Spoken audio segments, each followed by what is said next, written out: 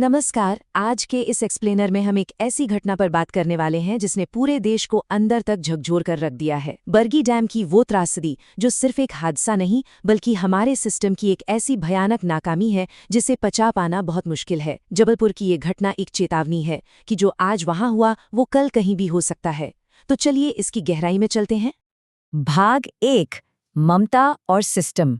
सोच कर देखिए, एक माँ जिसने अपनी आखिरी सांस तक अपने बच्चे को सीने से लगाए रखा। ये तस्वीर सिर्फ दिल नहीं तोड़ती, सीधे रूह को कंपा देती है। पानी कितना ठंडा रहा होगा, शरीर कैसे जवाब दे रहा होगा। फिर भी उस माँ की पकड़ मौत के बाद भी ढीले नहीं पड़ी। सबसे ज्यादा परेशान करने वाली बात पता है क्या है? उस माँ के पास बचने का मौका था, उसके पास लाइफ जैकेट थी, लेकिन उसने खुद को बचाने के बजाय अपनी पूरी जान उस बच्चे को बचाने में लगा दी। ये सिर्फ एक माँ का संघर्ष नहीं था, ये सिस्टम से लड़ती एक बेबस इंसान की कहानी है। भाग 2, बरगी डैम का वो दिल।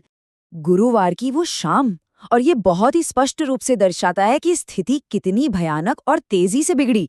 हवा की रफ्तार सीधे 74 किलोमीटर प्रति घंटे तक पहुंच गई थी, मतलब बिल्कुल तूफान। इस तेज आंधी ने डैम के उस शांत पानी को अचानक से एक जानलेवा खूंखार दीवार में बदल दिया। ऐसा नहीं है कि मौसम की कोई चेतावनी नहीं थी, चेतावनी थी, लेकिन उसे पूरी तरह से साफ साफ अनदेखा कर दिया गया। और इस पूरी घटना का सबसे दर्दनाक पहलू ये हादसा किनारे से महज 300 मीटर की दूरी पर हुआ। जी हाँ, सिर्फ 300 मीटर।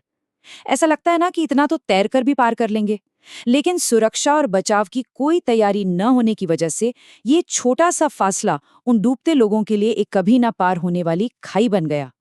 किनारे पर लोग खड़े थे, बेबस, लाचार। गोताखोर या बचाव दल समय पर पहुंच ही नहीं पाया।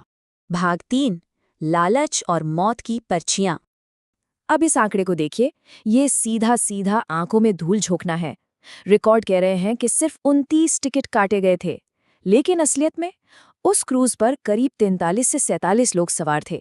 मतलब नाव की जितनी क्षमता थी उससे कई ज्यादा लोगों को उसमें सचमुच ठूस दिया गया था। कुछ एक्स्ट्रा पैसे कमाने के लालच में टिकट कम काटे गए ताकि सिस्टम को बेवकूफ बनाया जा सके। और यही वो एक्स्ट्रा वजन था जिसने तेज लहरों के सामने नाव का पूरा बैलेंस बिगाड़ कर रख दिया। भाग 4, लाइफ जैकेट का विज्ञान। अब एक बड़ा सवाल उठता है, लाइफ जैकेट पहने होने के बाद भी कोई डूब कैसे सकता है? इसे समझने के लिए हमें लाइफ जैकेट के पीछे के बेसिक विज्ञान को समझना होगा। देखिए, लाइफ जैकेट पानी में बिल्कुल एक हवा से भरे गुब्बारे की तरह काम करती है। इसे सिर्फ एक इंसान के वजन को उठाने और उसे पानी के ऊपर रखने के लिए डिजाइन किया जाता है। इसकी अपनी एक लिमिट होती है जिसे हम बॉयंसी या उछाल क्षमता कहते हैं। तो यहाँ सबसे अहम बात यह है कि उस दिन उस नाव पर बच्चों के लिए अलग से कोई लाइफ जैकेट थी ही नहीं। ये एक बहुत बहुत बड़ी लापरवाही थी। मजबूरी में माँ और बच्चे को एक ही जैकेट पहना दी गई। जब नाव पलटी तो घबराहट में डूबते हुए बच्चे ने माँ को नीचे की तरफ खींचा होगा। माँ ने बच्चे को ऊपर रखने के लिए अपनी पूरी जी जान लगा दी। लेकिन विज्ञान का नियम कहता है कि जब दो लोग एक ही जैकेट पर निर्भर हों और पानी में संघर्ष कर रहे हों तो वो जैकेट उस एक्स्ट्रा वजन को नहीं संभाल सकती, और दुर्भाग्य से ममता का वो गुब्बारा एक भारी पत्थर में बदल गया। भाग 5, कागजी दावों की असलियत। आइए आगे बढ़ते हैं और देखते हैं कि ये कैसे पूरी स्थिति को और बिगाड़ता है। जब हम कागजों पर लिखे शानदार सुरक्षा नियमों की तुलना बरगी डैम की ज़मीनी हकीकत से करते हैं ना, तो एक बहुत ही खौफनाक तस्वीर सामने आती है।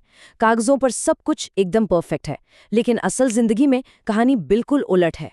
जरा इन बातों पर गौर कीजिएगा। पहला, मौसम विभाग की इतनी सख्त चेतावनी को पूरी तरह से इग्नोर कर दिया गया। दूसरा, नाव पर जो स्टाफ था वो कोई ट्रेन प्रोफेशनल्स नहीं थे, वो बेचारे दिहाड़ी मजदूर थे जिन्हें इमरजेंसी में किसी की जान बचाने की कोई ट्रेनिंग नहीं थी। तीसरा, पास में एक भी स्टैंड बाय लाइफगार्ड बोट नहीं थी जो तुरंत मदद के लिए जा सके। और चौथा, ये कड़वी सच्चाई है कि ऐसी नावों की फिटनेस सर्टिफिकेट अक्सर बिना जांच किए भ्रष्टाचार के दम पर पास हो जाते हैं। सोचिए, अगर वहां ट्रेन्ड स्टाफ होता तो क्या इतने लोगों की जान जाती? शायद बिल्कुल नहीं। भाग 6, क्या हम कभी सीखेंगे? अक्सर होता क्या है, प्रशासन संसाधनों की कमी यानी लैक ऑफ रिसोर्सेज का बहाना देकर अपना पल्ला झाड़ लेता है। लेकिन आज हम सबको ये सवाल पूछना ही होगा, जब बात किसी की जिंदगी और मौत की हो तो हम इतने लापरवाह कैसे हो सकते हैं? क्या संसाधनों की कमी का बोर्ड लगाकर मासूम लोगों की जान से ऐसे ही खिलवाड़ किया जाता रहेगा? सच तो यह है कि ये घटना किस्मत का कोई खेल नहीं थी। ये सरासर लालच, वक्त पर मदद ना मिलने और नियमों की सरेआम धज्जियां उड़ाने का नतीजा थी। अंत में ये घटना हमारे सामने एक बहुत बड़ा और चुभने वाला सवाल छोड़ जाती है। क्या उस माँ का ये बलिदान ऐसे ही व्यर्थ चला जाएगा? क्या हम और हमारा ये सिस्टम इससे कुछ भी सीखेंगे?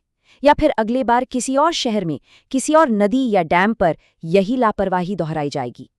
अगली बार जब भी हम किसी क्रूज या नाव पर बैठें और वहां पुख्ता सुरक्षा या लाइफ जैकेट ना दिखे, तो उस माँ की बेजान बाहों को जरूर याद कीजिएगा। सवाल पूछिए, क्योंकि सुरक्षा की मांग करने वाला एक सवाल शायद किसी की जान बचा ले।